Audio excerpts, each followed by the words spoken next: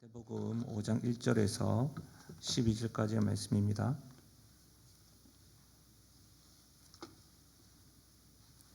한 절씩 교독하시고 마지막 절은 함께 읽도록 하겠습니다. 마태복음 5장 1절에서 12절까지의 말씀. 예수께서 무리를 보시고 산에 올라가 앉으시니 제자들이 나온지라. 입을 열어 가르쳐 이르시되 심령이 가난한 자는 복이 있나니 천국이 그들의 것이며 애통하는 자는 복이 있나니 그들이 위로를 받을 것이며 온유한 자는 복이 있나니 그들이 땅을 기업으로 받을 것이며 의에 줄이고 목마른 자는 복이 있나니 그들이 배부를 것이며 긍휼히 여기는 자는 복이 있나니 그들이 긍휼히 여김을 받을 것이며 마음이 청결한 자는 복이 있나니 그들이 하나님을 볼 것이며 화평하게 하는 자는 복이 있나니 그들이 하나님의 아들이라의 그름을 받을 것이며 의를 위하여 박해를 받은 자는 복이 있나니 천국이 그들의 것임이라. 나로 말미암아 너희를 욕하고 박해하고 거짓으로 너희를 거슬러 모든 악한 말을 할 때에는 너희에게 복이 있나니 기뻐하고 즐거워하라. 하늘에서 너희의 상이 큼이라. 너희 전에 있던 선지자들도 이같이 박해하였느니라. 아멘. 오늘 본문의 말씀을 가지고 의를 위하여 박해를 받는 성도는 행복합니다. 의를 위하여 박해를 받는 성도는 행복합니다. 제목으로 말씀 나누겠습니다. 팔복 행복에 이르는 길이라고 하는 큰 주제를 가지고 산상수훈 가운데 우리 팔복의 말씀을 한 절씩 한 절씩 살펴보았습니다. 오늘이 마지막 시간인데요. 우리가 오늘 말씀을 살펴보기 전에 개인적인 사유로 또 여러 가지 이유들로 이 말씀을 한 절 한 절 살펴보지 못하고 또 놓치신 분이 있다고 한다면 홈페이지를 통해서 또 유튜브를 통해서 다시 한 번 더 말씀을 들으시고 정리하시면 좋으실 것 같고요. 이 시간에는 아주 짤막하게 또 살펴보는 것이 유익하리라고 봅니다. 심령이 가난한 자는 물질에 가난하고 마음이 빈약하거나 심지어 약한 사람을 뜻하는 것이 아니라고 하였습니다. 그렇죠? 그리고 겸손한 사람도 아니라고 했습니다. 심령이 가난한 성도는 누군가의 도움이 없으면 살아갈 수 없는 상태, 생존할 수 없는 사태, 하나님만을 의지하지 않고서는 한순간도 숨 쉴 수 없는 그 절박함으로 주 앞에 나오는 성도가 바로 심령이 가난한 성도, 사람이라고 하였습니다. 그래야 해서 나의 필요를 아시는 그 하나님께 그분으로 인해서 하나님으로 인해서 행복할 수 있다라고 말씀드렸죠. 애통하는 성도는 뭐라고 했어요? 개인 사람들이 영적인 문제와 일반적인 문제로 애통하는 것을 이야기했습니다. 그러면서 제가 말씀드린 것은 이 애통의 반대가 기쁨이거나 즐거움이 아니라 무감각이라고 말씀드렸습니다. 그래서 애통한다는 것 자체가 살아있다는 증거라고 말씀드렸죠. 무감각이 아니라 살아있음으로 애통할 때에 하나님의 위로가 있어서 행복하다라고 말씀드렸습니다. 온유한 성도, 온유한 마음에 대해서도 기억하시나요? 단순히 성격이 유순한 것을 말하지 않는다고 했습니다. 그래서 예를 든 인물이 하나님께서 우리들에게 온 지면에 가장 온유한 사람이라고 우리에게 가르쳐 주시고 보여주신 모세를 들어서 설명드렸습니다. 온유한 사람은 한마디로 모세와 같이 제어된 사람, 하나님께 제어된 인생, 하나님께 길들여지고 싶은 마음, 주님 앞에 그런 마음으로 자신을 맡기는 마음이 온유한 마음이라고 했습니다. 그래서 하나님께서 모세를 온 지면에 온유한 자로 자랑하듯이 우리를 온유한 사람으로 자랑하시는 그 은혜가 행복하다라고 말씀드렸습니다.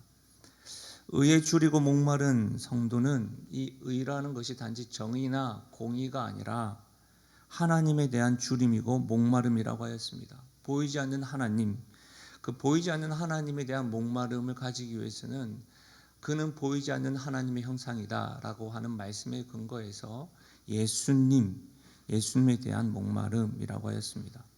그 예수님께서 십자가상에서 다 이루었다라고 말씀하시는 것처럼 주님에 대한 갈망과 목마름에 나아갈 때 주님으로 인해서 우리에게 부족함이 없는 배부름으로 채워주시기에 행복할 수 있다라고 말씀드렸습니다. 긍휼히 여기는 것에 대해서 여기에서부터 조금 분위기가 달라질 수도 있는데요. 긍휼은 단지 마음에 대한 것들이 아니라 마음과 행동이 겹쳐진 모습이라고 하였습니다. 그래서 최대의 긍휼에 대한 태도는 복음 전파, 영혼 구원이라고 했죠. 용서 역시도 긍휼의 한 모습이라고 했습니다.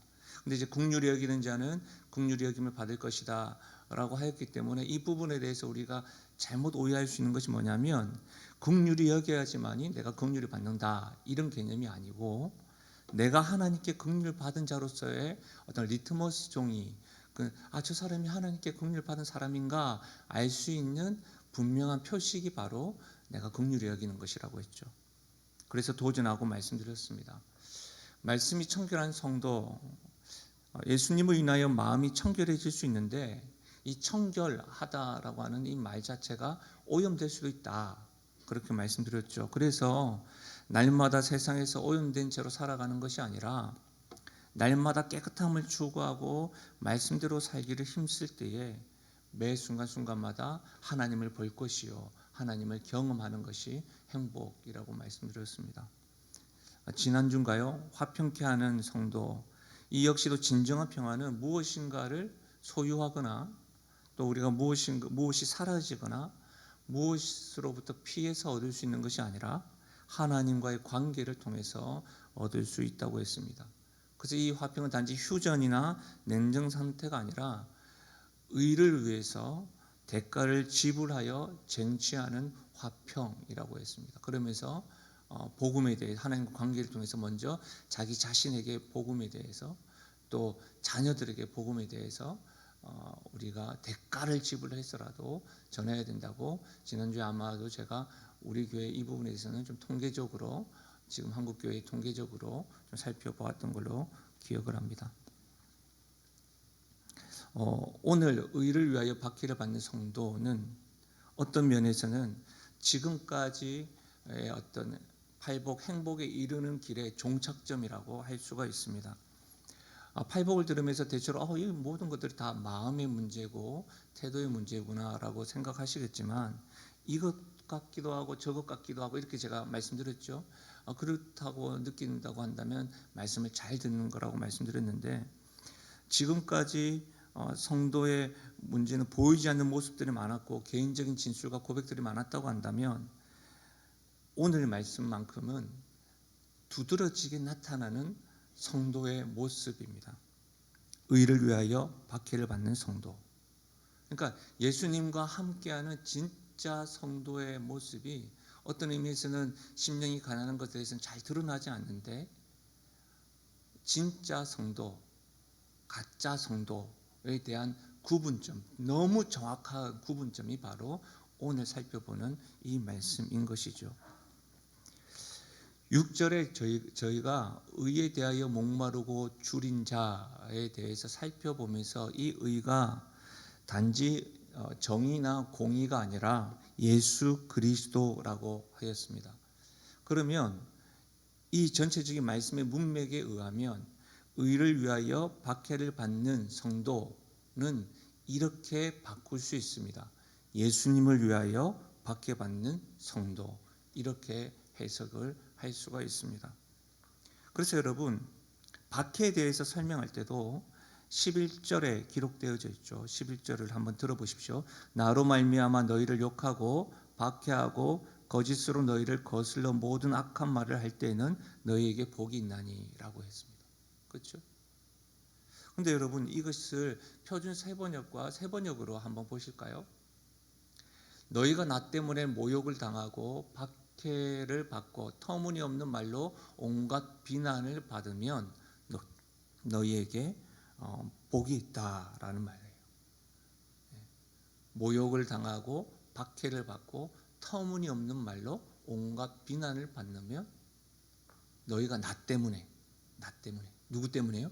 예수님 때문에. 이러한 사람들에게 뭐가 있다고요? 복이 있다라고 말씀하는 거예요. 실제로 우리 영신고 운동체에 예수님 때문에 이런 박해와 욕과 핍박을 실제로 경험하는 분들이 왕왕 있습니다. 가정에서 혼자 예수님을 믿는다는 이유 때문에 여러 가지 어려움을 겪고 있는 분들도 있죠. 터무니없는 것으로 배우자에게, 또 어른들에게, 자녀들에게, 또 주변인들에게 직장 생활에서 터무니없는 모욕을 당하기도 합니다. 이런 어떤 모욕과 핍박은 단지 어떤 명절이나 어려운 때 특별한 경우뿐만 아니라 매 순간순간마다 일어나는 경우가 많습니다. 제가 이전에 어른들과 같이 이렇게 신앙생활하고 또 하면서 다음 세대를 향해서 말하는 것들을 듣고 상당히 마음이 아팠던 적이 있습니다. 이런 거죠. 세상에서 조금만 뒤처지면 또 그 뒤처지는 이유가 교회 다니고 신앙을 가져서라고 말하는 것을 들었습니다. 참 마음이 아프더라고요. 그리고 이제 믿음의 가정을 계획하고 꿈꾸고 형제 그런 청년들 있잖아요. 그럼 그런 청년들이 사실 만남 같은 것들을 가지기가 쉽지 않잖아요. 그러다 보면 이성교제도 잘 못하고 결혼도 좀 늦어지는 경우 마음이 안타까워서 그러시던데 이렇게 말하는 것도 들었어요. 헛똑똑이 신앙이 있으면 그것도 잘 돼야 하는 거 아니냐. 심지어 큰 교회 다니면서 너 혼자 그러냐. 그 교회 앞에서 이렇게 봉사하는 거 봐라. 저 때만 그런 거야. 교회는 다니지만 매력이 없어. 이런 등의 악담 등을 계속하는 거예요. 제가 그런 말들을 들었을 때 굉장히 놀랐습니다. 여러분 이런 것뿐일까요? 직장에서 신앙을 가지고 또 지키려고 회식 자리나 또 요즘에는 여러 가지 것들에 대해서 단지 음주의 문화나 그런 것뿐만 아니라요. 같이 어울리지 않는 것으로 인해서 인사 영향을 받으며 정직하게 행하기로 작정한다면 격려는 못할 망정 유달스럽게 너 혼자 그러냐고 딴 사람 다 그런데 이렇게 하는 것들을 들었습니다. 실제로 여러분 자녀들은 그런 말을 들었을 때에 그 순간부터 하나님에 대한 상들을 계속 부서지고 파괴됩니다. 그래서 방황하는 겁니다. 여러분 단지 외부로부터의 박해와 핍박뿐만이 아니라 예수 믿는 사람으로서 이전과는 다른 좀 성장하기를 원하고 성숙의 모습을 보이기 위해서 땀 흘리고 수고하는 것 이것도요 예수님을 위한 모습입니다. 우리 이 말씀을 단지 어떤 박해와 핍박을 받는 것으로만 생각하지 말고 내가 이전보다는 내가 예수님에 대한 그 생각과 성장과 성숙을 위해서 지금 땀 흘리고 수고하는 것 이것도 예수님을 위해서 살아가는 것. 왜냐하면 나의 성격에는 도저히 감당할 수 없는 것인데 예수님 때문에 하나님의 말씀이 그렇다고 하니까 순종하면서 주님을 위해서 믿음의 행진을 하고 순종의 발걸음을 걷는 일 그건 역시도 나에게는 어울리지 않는 것 같고 나의 본성으로는 이것을 감당하지 못하겠는데 주님이 말씀하시니까 이건 역시도 주님을 위하여 터무니없는 말을 받기도 하고 터무니없는 본성을 거스르는 것도 주님을 위하여 하는 일이라는 것이죠. 그래서 여러분 예수님 때문에 하나님의 은혜를 받은 사람이라고 한다면 그분의 사랑을 위해서 손해보는 삶, 불편함을 감수하는 삶 이건 역시도 예수님을 위하여 박해를 받는 모습입니다. 어떤 삶요? 손해보는 삶, 불편함을 감수하는 삶 말입니다. 근데 여러분 제가 말씀이 이렇게 해석되어지고 말씀을 보면서 참 답답하고 먹먹했습니다. 예수님을 위하여 이렇게 살아가는 사람보다는 예수님을 위하여 살아가지 않는 사람, 박해받기를 거부하는 사람들이 더 많이 경험되어지고 주변에 더 많이 있기 때문입니다. 하나님의 은혜로 인하여 그분을 위하여 손해와 불편함을 감수하려고 하는 성도들의 모습을 찾아보기가 쉽지 않아서 답답했습니다. 자기 사랑에 빠져 있고 입으로는 주님을 너무너무 많이 닮은 듯한데 늘 자기 중심적인 성도들, 자기 중심적인 신앙이 난무한 모습들이 오버랩되고 그래서 참 안타까웠습니다. 성도들이 이러니 교회는 어떨까요? 교회 역시도 복음에 대해서는 안다고 참 말을 많이 하는 것 같습니다. 그러나 복음과는 관련 없는 모습으로 유지하려고 들고 세상의 소금과 빛이라고 하는 것들을 알기는 알지만 빛나려고 하거나 맛을 내려고 하기보다는 그냥 이 정도 땅에 밟힌지도 모르고 살아가는 교회의 모습을 볼 때 참 안타까웠습니다. 이런 모습의 대표적인 모습이 뭔지 아세요? 익명성입니다. 익명성. 그리스도인의 익명성. 신앙이 있다고 말합니다. 예배는 드립니다. 그러나 신앙생활을 강요하지 말라고 합니다. 그리고 내 자신이 알아서 하겠다고 합니다. 여러분, 세상에서 혼자서 할 수 없는 게 대표적으로 두 가지가 있습니다. 첫 번째는 결혼입니다. 두 번째가 뭔지 아세요? 신앙생활입니다. 신앙생활은 혼자 할 수 있는 게 아닙니다. 여러분, 그리스도인의 익명성으로 인해서 위험이 느껴지고 그래서 뭐 익명자의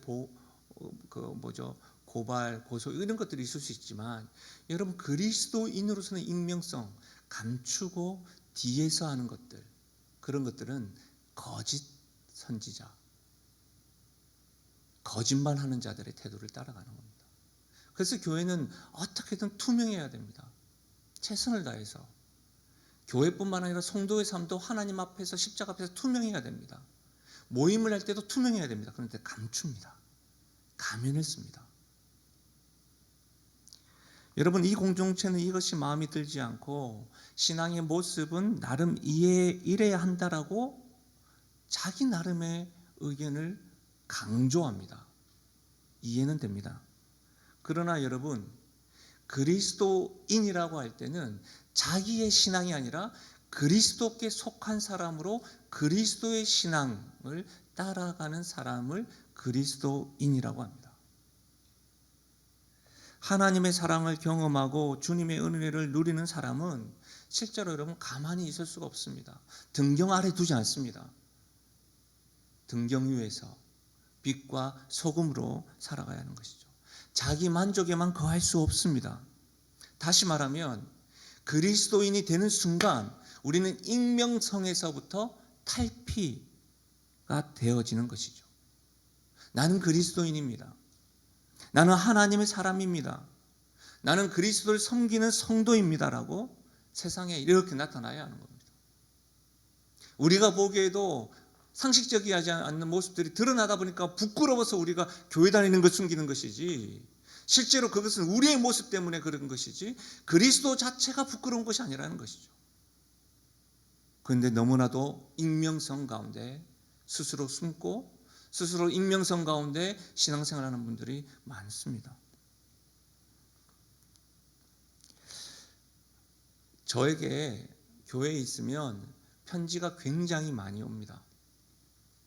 그리고 제 전화번호를 사실은 초반에는 알렸지만 교회 대표 전화로 하고 알리지 않았음에도 불구하고 어떻게 해서 제 전화번호 알았는지 곳곳에서 전화가 참 많이 옵니다. 그리고 저에게 편지도 많이 오는데요. 한때는 이제 편지 봉투에 손편지가 저에게 왔습니다. 복사한 편지가 아닙니다. 그러니까 보통 종이에 여러 장 적어가지고 복사해서 보는 게 아니고 손편지가 왔는데 그 손편지를 보냈던 분이 이단에 속한 분입니다. 손편지예요. 손편지 2장을 빽빽하게 메일로 툭 보내가 토스한 것도 아니고 손편지로. 그리고 자신이 속한 단체의 이름을 적고 자신의 이름도 밝히는 것이었어요. 저 굉장히 놀랐습니다. 하나님에 대한 지식이 없는 열심으로 살아가는 그 사람, 자신의 소속, 자기 이름을 다 밝힙니다. 손편지로. 이에 반해 우리는 너무 익명성으로 신앙생활을 하는 것은 아닐까 그런 생각이 되더라고요. 여러분 우리가 믿고 지금 우리가 예배드리는 예수님이 길과 진리요 생명이라고 한다면 다른 이로서는 구원받을 이름이 없는 그 이름을 우리에게 주셨다고 한다면 왜 우리들은 이단들보다도 더 담대하게 우리 자신을 드러내지 못하고 익명성 속에 숨어 있는 것일까요? 여러분 어떻게 생각하십니까? 말씀을 계속해서 보면 12절에 이렇게 설명하고 있습니다. 예수님을 위하여 손해를 보고 불편하고 박해를 받으면 기뻐하고 즐거워하라. 왜 그럴까요? 기뻐하고 즐거워하라. 하늘에서 너희의 상이 큼이라. 여러분 무슨 말이에요? 주를 위하여 박해를 받는 인생, 주를 위해 많은 것을 포기하고 스스로 취할 수 있는 편한 것을, 좋은 것들을 내려놓는 인생, 하나님의 은혜에서 자신의 것들을 드릴 수 있는 인생들에게는 하늘에서 너희를 위한 상을, 그것도 뭐라고요? 너희의 상이 큼이라, 큰 상을 준비하셨다고 약속하고 있다는 사실. 성경이죠. 하늘에서 너희 상이 큼이라 이렇게만 끝나는 것이 아니라 또 어떻게 되어 있어요?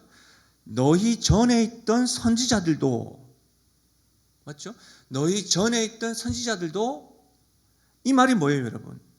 성경을 통해서 우리가 배우고 있는 믿음의 선배들도 주를 위해서 손해보고 불평한 인생을 살았지만 지금 그 큰 상을 받고 있다는 말씀입니다. 할렐루야. 아멘이세요? 네. 어떤 이들이 이렇게 이야기하면, 아니 목사님 하늘에서 준비한 큰 상이 뭔데요? 얼마나 클까요? 그것이 좀 가늠되어야 나도 좀 박해를 받으려고 그러지 않게, 이렇게 말하는 분들이 있을 수도 있겠습니다. 여러분 예수님은 그것에 대하여 정확하게 말씀하지 않습니다. 그렇죠? 큰 상이 이거다. 예를 들면 있잖아요. 너가 나를 위해서 불편하고 손해보면 너희 자녀들 걱정하지 마. 너 지금 그 경제적인 문제 내가 탁 시원하게 터줄게. 너 지금 건강의 문제 그거? 오케이 말해. 몇 번째야? 뭐 이렇게 하면서 구체적으로 이렇게 말씀하지 않는다는 거예요. 그런데 여러분 분명한 것은 우리 주님은 온 우주 만물의 주제시고 우리 하나님은 무엇보다도 아들까지 아끼지 아니하시는 통큰 사랑을 우리에게 베풀어 주신 분이에요. 그런데 여러분 통큰 사랑을 베풀어 주실 그때가 언제예요? 로마서 5장에 보면 아직 죄인되었을 때에, 아직 연약했을 때에, 우리가 그분을 위해서 박해를 받거나 그분을 위해서 손해를 받거나 불편한 삶을 살겠다고 고백했던 그때가 아니라 우리가 죄인되었을 때에, 우리가 연약했을 때도 하나님은 통큰 사랑으로 우리에게 베풀어 주셨다는 거예요.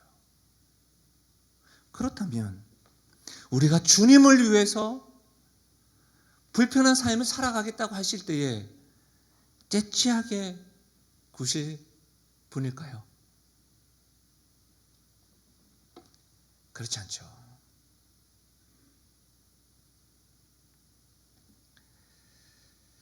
제가 어떤 한 청년을 만나서 신방을 했는데 이 청년이 직장을 다니면서 그 과정 가운데 하나님의 주신 은혜가 너무 감사해서 주님을 위해 불편함을 감수한 자신의 이야기를 하였습니다. 지금은 결혼을 하고 아이를 출산을 하고 지금 또 여의도에서 근무하고 있는데 그것을 여러분께 좀 나누려고 합니다. 저에게 메일이 왔었는데요. 이 청년은 어렸을 때 이런저런 이유로 아버지와 따로 살게 된 청년입니다. 그래서 어렸을 때의 책의 위인들을 아버지로 삼았던 청년입니다. 교회는 열심히 다녔지만 믿음은 없었고요. 세상 누구에게도 지기 싫어서 눈에 살기를 띠고 죽어라고 싸움하고 열심히 공부했습니다. 마음속에 따뜻함과 눈물이 별로 없었던 것 같아요. 그러다 중학교 3학년 제가 다니던 수원의 한 교회에서 그 당시에 새로운 전도사님으로 홍은표 전도사님이 오셨습니다. 제가 목소리가 이쁘다며 찬양팀을 만들 건데 싱어를 같이 하자고 하셨고 음악을 무척이나 좋아했던 저는 교회의 음향 시스템을 사용해 볼 수 있다는 기쁨에 시작하게 되었습니다. 그러면서 전도사님과도 엄청 가까워지게 되고 저에겐 아버지와 같은 존재가 되었습니다. 찬양팀을 하면서 교회도 매일매일 학교 끝나고 가게 되었고 그러다가 하나님도 만나게 되었습니다. 전도사님께 제가 그때 그런 말을 드렸습니다. 이 친구는 지금 40대예요.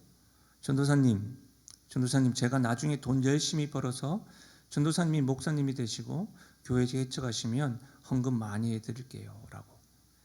말의 권세가 정말 잘 있는지 저는 22살 때부터 열심히 돈을 벌어서 개척하신 그 교회부터 헌금을 하기 시작했습니다.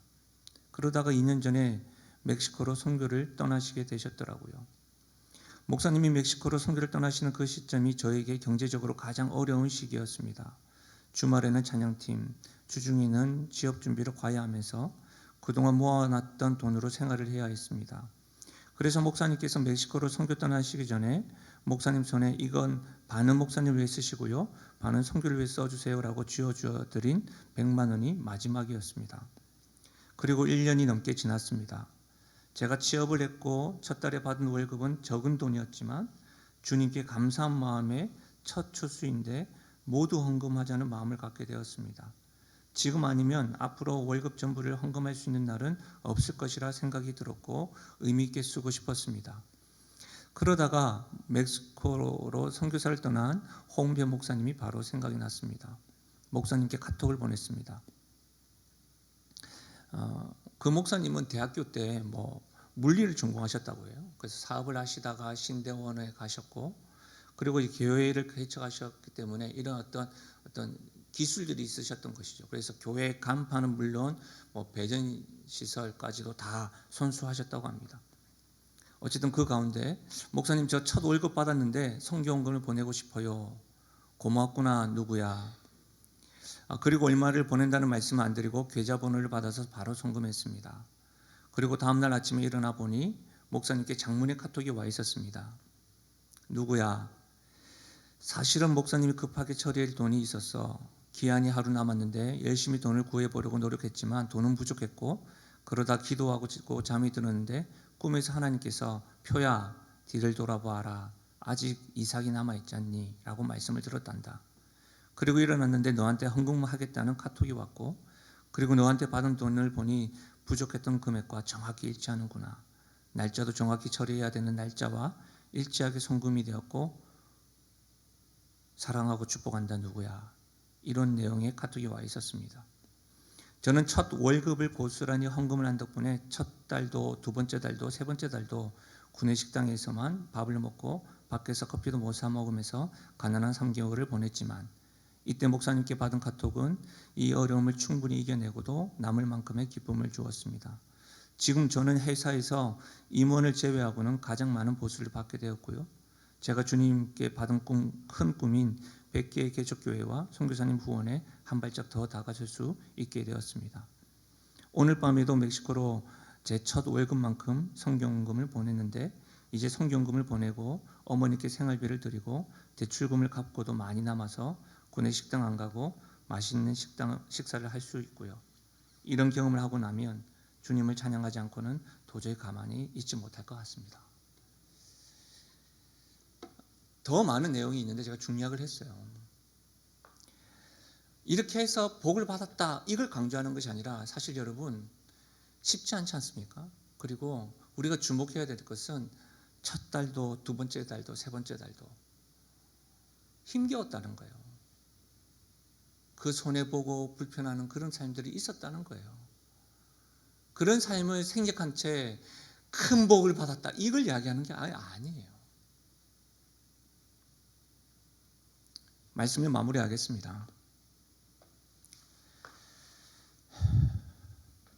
예수님을 위하여 박해를 받는 것,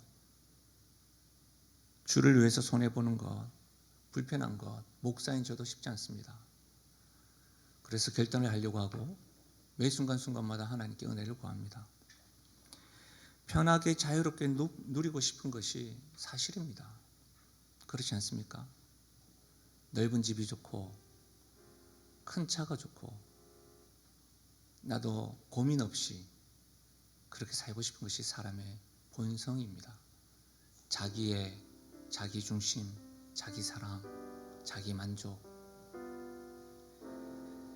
주를 위해 산다는 것 힘들 수 있습니다. 불편할 수 있습니다.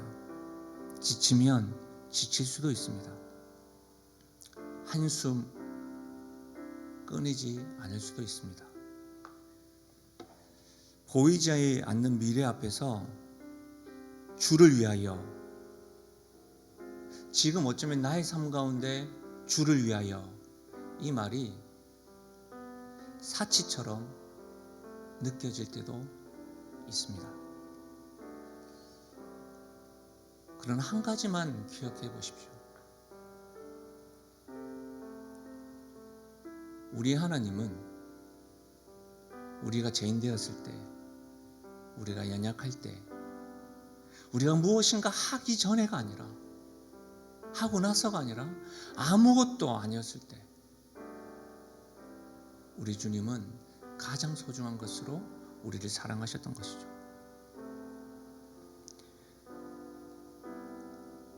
그분은 우리 어떤 조건 때문에 우리를 위하여 불편한 삶, 손해보는 삶, 생명을 주신 것이 아니라 복잡하지도 않았습니다. 하나님이 만약에 복잡하셨다면 그래 하셨을까요? 굉장히 단순했습니다. 뭐죠? 사랑하기 때문에. 우리를 사랑하기 때문에. 그 사랑 때문에 주님은 십자가에 가셨고, 하나님은 가장 소중한 걸 우리에게 주셨습니다. 그 큰 사랑을 주신 분이 우리에게 이렇게 말씀하시는 것이죠. 나를 위하여 박해를 받는 성도는 행복하다. 나를 위해 익명성을 탈피하여 살아가는 성도는 기뻐하고 즐거워하거라. 내가 너와 같이 그렇게 살았던 옛 선지자 믿음의 선배들과 같이 내가 너에게 행복을 더하겠노라. 이 약속의 말씀을 믿고 오늘도 내일도 믿음의 길을, 팔복 행복에 이르는 길을 향하여 나아가시는 사랑하는 영신교회 성도들 되시기를 주의 이름으로 축원드립니다. 우리 말씀을 생각하시면서 우리 이 찬양을 우리의 기도 제목으로 삼고 나아가도록 하겠습니다.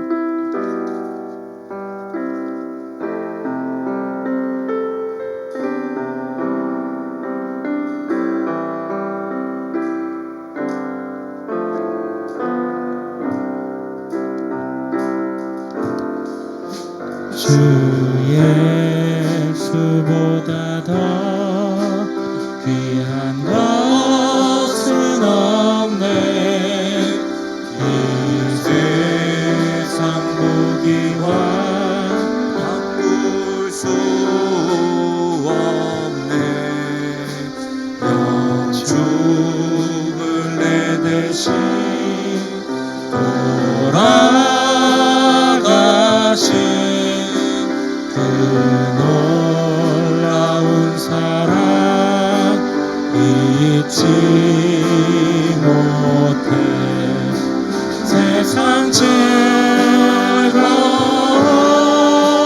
다 버리고 세상 사랑도 버렸네.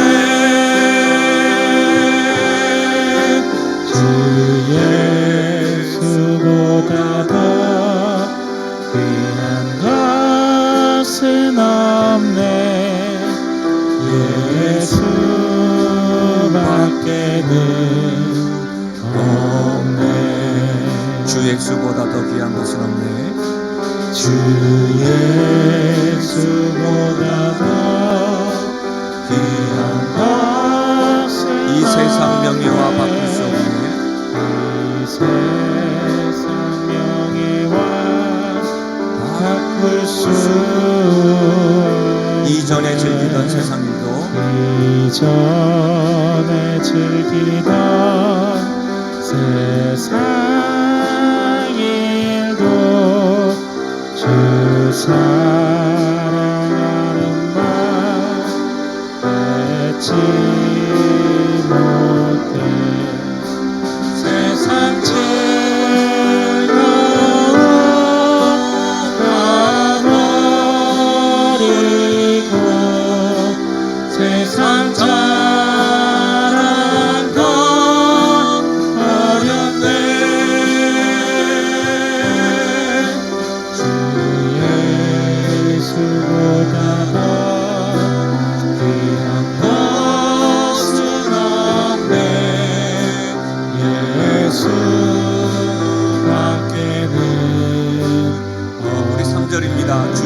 예수보다 더 귀한 것은 없네.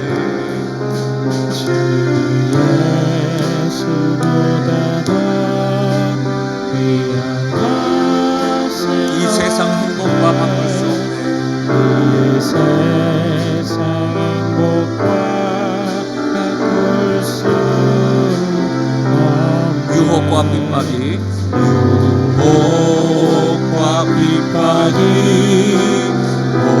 몰려와 주 섬기는 내 마음, 주 섬기는 내 마음 변치 않아. 우리 주 앞에 고백하실까요? 세상 즐거움 다 버리고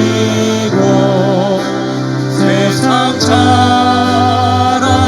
다 버렸네.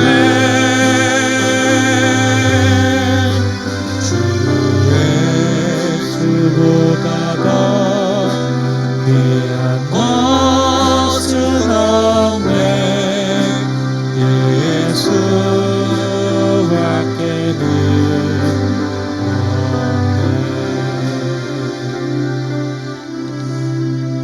너무 복잡해서 하나님 앞에 기도할 때가 있습니다. 너무 복잡해서 하나님의 이름조차 생각나지 않을 때가 있습니다. 그렇죠? 여러분, 손해보는 것, 불편한 삶을 선택하는 것, 예수를 위해서 내가 박해를 받아야 하는 것, 그분의 사랑을 경험하지 않은 자라고 한다면 그분이 나에게 통 큰 사랑으로 베풀으신 사랑을 모르면 그럴 수 있습니다. 그러나 여러분, 만약 하나님의 사랑이 진짜고 예수님의 사랑이 진짜고 그 사랑을 여러분이 받으셨다면 복잡하지 마세요. 주님 사랑하는 그 마음으로, 나를 사랑하는 그 주님을 위하여, 손해보는 삶, 불편한 삶, 나에게 생명도 아끼지 않는 그분을 위하여, 어느 누가 있어요? 나에게 그럴 만한 분이, 그분을 위하여 이 길을, 이 행복한 삶을 포기하지 마시고 나아가십시오. 오늘은 제가 제가 기도하겠습니다. 하나님 아버지, 8주에 거쳐서 팔복 행복에 이르는 길, 산상수훈 중에서도 팔복의 말씀을 살펴보게 하시니 감사함을 드립니다. 주님, 오나옵나니 천국 백성들이 가져야 될 삶의 모습들, 태도들 가르쳐 주셨는데, 이것이 머리로서만 들은 것으로만 들어봤고 안다라는 것으로만 끝나는 것이 아니라 삶에 나타나고, 삶에 나타난 그 열매로 인하여 내가 있는 그곳이 하나님 나라가 되고 하나님의 복들과 행복을 누리는 터전이 되고 영향력을 미쳐서 나뿐만 아니라 하나님을 아는 자들이 많이 세워지는 일들이 있게 하여 주옵소서. 사랑하는 교회가 이 팔복 앞에 겸손히 서게 하시고, 사랑하는 주의 백성들이 이 팔복 앞에 주님의 심정을 알고 다시금 주께서 말씀하시는 성도로서의 행복한 삶으로서의 도전과 믿음의 길을 걸어갈 수 있는 용기가 있게 하여 주옵소서. 하나님, 한 주간도 이 말씀 붙들고 살아가겠습니다. 주님 사랑이 너무 커서, 나를 향한 그 사랑이 진짜여서 나 역시도 주께서 나를 위하여 베풀어준 사랑에는 비교가 되지 않지만 주를 위하여 살아가겠노라고 결단하며 삶을 살아가는 그런 우리가 되게 하여 주옵소서. 그렇게 역사하실 주님을 찬양하고 예수님의 이름으로 기도하옵나이다.